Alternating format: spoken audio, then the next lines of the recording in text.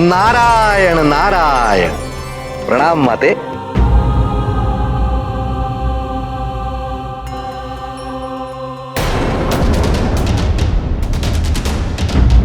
यदि शनिदेव की दृष्टि आपके बनाए इस भवन पर पड़ गई तो आप स्वयं ही इसे भस्म कर देंगे।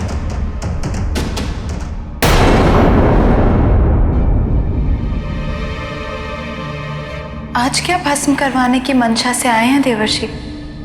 जी माते, वो तो मैं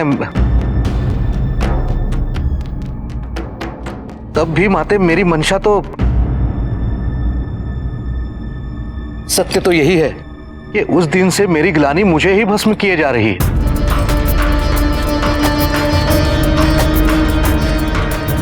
किंतु आपके मुख की प्रसन्नता देखकर तो ऐसा नहीं लगता हमें। माते, उस दिन के लिए मुझे क्षमा कर दीजिए।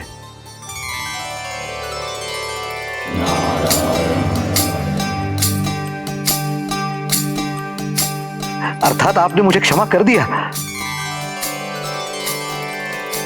तो माते, इस बात पर मैं आपको अत्यंत शुभ समाचार दे देता हूं। ऋषि वशिष्ठ ने कार्तिकेय व गणेश का अभियान सफल करने हेतु उन्हें उत्तर दिशा की ओर प्रस्थान करने के लिए कहा है। अब ऋषि वशिष्ठ ने यह कहा है तो कुछ सोच कर ही कहा होगा।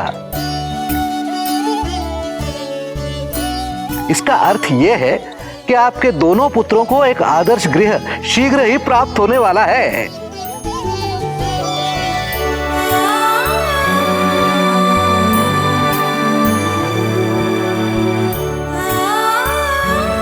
हम अभी स्वामी को ये समाचार देकर आते हैं।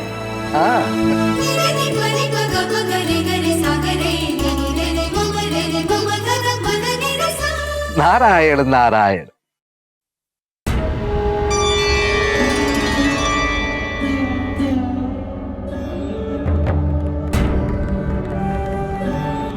प्रेम और श्रद्धा से बनाया था इसे मैंने आपके लिए प्रभु। सोचा था आपकी स्वीकृति लेकर एक ऐसे ही भव्य भवन का निर्माण करूंगा मैं आपके लिए,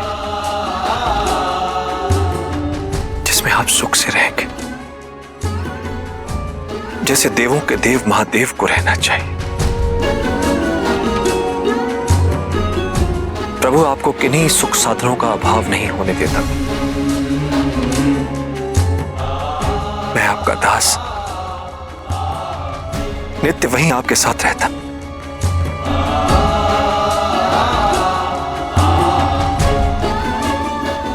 किंतु भ्राता कुबेर ने बताया कि आप भवन में रहना कभी स्वीकार नहीं करेंगे। आप ही बताइए प्रभु, मैं कैसे इसका परित्याग कर दूं?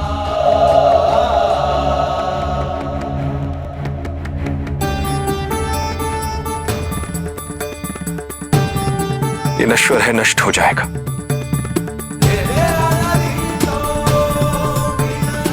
किंतु जो स्वप्न मैंने देखे हैं आपके लिए, मैं उन्हें कैसे नष्ट कर दूं? मैं कैसे उनसे मुक्त हो जाऊं प्रभु?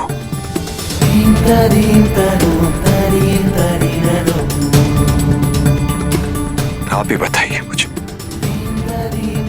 आप ही बताइए।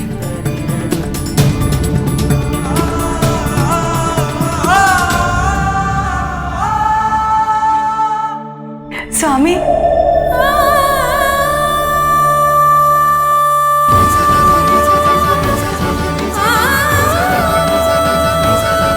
तुम्हारे मुख पर ये प्रसन्नता का भाव मैं कब से देखना चाह रहा था। ऐसा क्या हुआ है पार्वती, जिसके कारण तुम इतनी प्रफुल्लित होकर मुझसे कुछ कहने आई? शीघ्र कहो। स्वामी, हम आपको ये बताने आए थे। महादेव,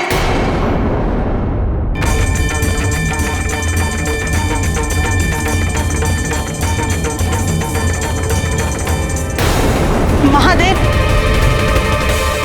महादेव। दीदी, आपकी ये दशा किसने की?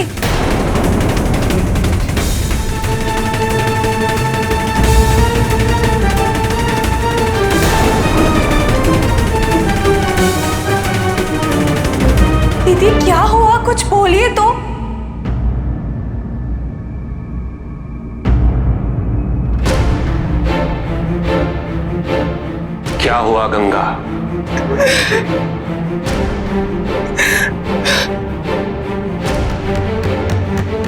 मेरी इस दशा का कारण वे हैं जिनके उद्धार के लिए मैं युगों से प्रवाहित हो रही हूं।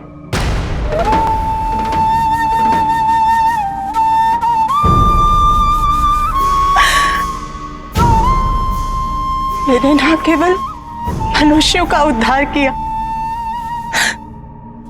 बल्कि मां की भांति उनका पोषण भी किया।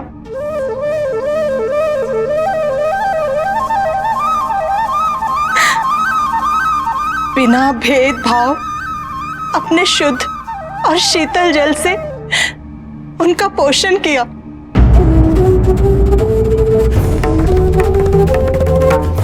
उनके खेतों को सिंचित किया। यदि दूर दूर तक मेरे तट पर सभ्यता का विकास है तो केवल इसलिए क्योंकि मैं उस भूमि की उर्वरता का कारण बनी।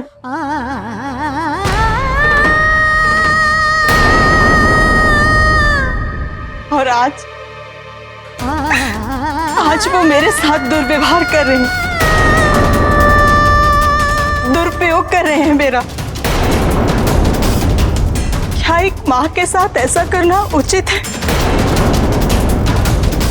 क्या माँ सम्मान की अधिकारी नहीं?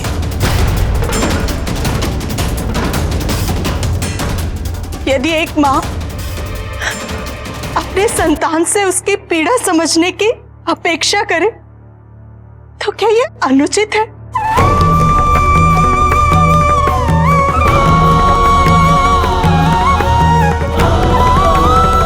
और यदि मनुष्य इसी प्रकार मेरा दुरुपयोग करते रहे तो मेरा जीवित रहना असंभव होगा।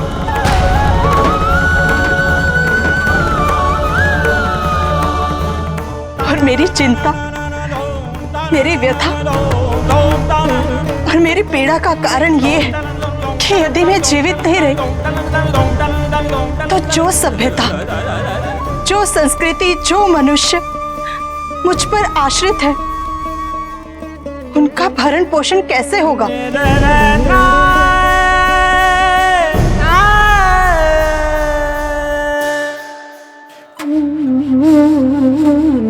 कितने ही संस्कार हैं जिनके लिए मेरा आचमन करना, मेरा स्पर्श करना, मेरी पवित्रता और मेरा दर्शन करना अनिवार्य है। वे सब संस्कार कैसे संपन्न होंगे? किंतु वे जंतु मां की महत्वता, मां की महिमा के प्रति संवेदनहीन और विचारहीन हो चुके हैं। और जो भक्त मेरे महत्व को जानते हैं वे भी मौन हैं। उन्हें भी मेरी व्यथा विचलित नहीं करती। अपने भक्तों और अपने संतानों से ये उपेक्षा मैं सहन नहीं कर सकती, नहीं कर सकती।